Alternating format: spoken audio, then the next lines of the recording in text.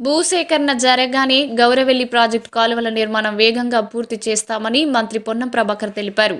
సిద్దిపేట జిల్లా అక్కన్నపేట మండలంలోని గౌరవెల్లి ప్రాజెక్టు కుడి కాలువను ఇరిగేషన్ అధికారులు, స్థానిక నాయకులు, కార్యకర్తలతో కలిసి ద్విచక్ర వాహనంపై వెళ్తూ పరిశీలించారు. ఈ సందర్భంగా మంత్రి మాట్లాడుతూ గౌరవెల్లి ప్రాజెక్టుకు సంబంధించి 2010, 2011లో 16.5 కిలోమీటర్ల పొడవున నిర్మాణమైన కుడి కాలువను చూడడానికి స్థానిక నాయకులతో కలిసి రావడం జరిగిందన్నారు. గౌరవెల్లి ప్రాజెక్టు ఎడమ కాలువ 15 కిలోమీటర్ల మేర కోహెడ, చిగురుమామిడి వరకు పూర్తయిందన్నారు. కెనాల్ మొత్తంలో అక్కడక్కడ 2 చిన్న బ్రిడ్జిలు, అడ్డంకులు ఉన్నాయని అవి నిర్మాణం జరగాల్సి ఉందన్నారు. మొత్తం నియోజకవర్గంలో 1200 ఎకరాలు భూమి సేకరణ జరగాల్సి ఉందని పేర్కొన్నారు. 250 కోట్ల నిధులు కావాల్సి ఉందని, ఇప్పటికే నిధుల విడుదలకు ముఖ్యమంత్రి, ఉప ముఖ్యమంత్రి, ఇరిగేషన్ మంత్రి సహకరిస్తున్నారు.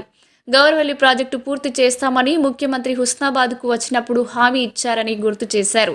దీని తర్వాత ప్రారంభమైన రంగనాయక సాగర్, కొండపోచమ్మ సాగర్, మల్లన్న సాగర్ ప్రాజెక్టులు పూర్తి కావడానికి కొన్ని ఆటంకాలు క్రియేట్ చేశారని, ప్రాజెక్టు పూర్తయితే కాలువల ద్వారా 57,000 ఎకరాలు, గండిపల్లి ద్వారా 14,000 ఎకరాలు, ట్యాంక్స్ నింపితే 35,000 ఎకరాలకు సాగునీరు అందుతుందన్నారు.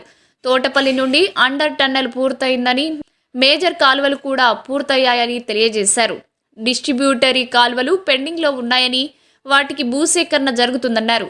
సాగునీరు వస్తే ఈ ప్రాంతం సస్యశ్యామలం అవుతుందని, ప్రాజెక్టు ట్రయల్ రన్ జరిగినప్పటికీ కాలువల నుండి చుక్క నీరు రాలేదన్నారు. ప్రాజెక్టు పూర్తి చేసినా చేయకపోయినా తమదే బాధ్యత అన్నారు.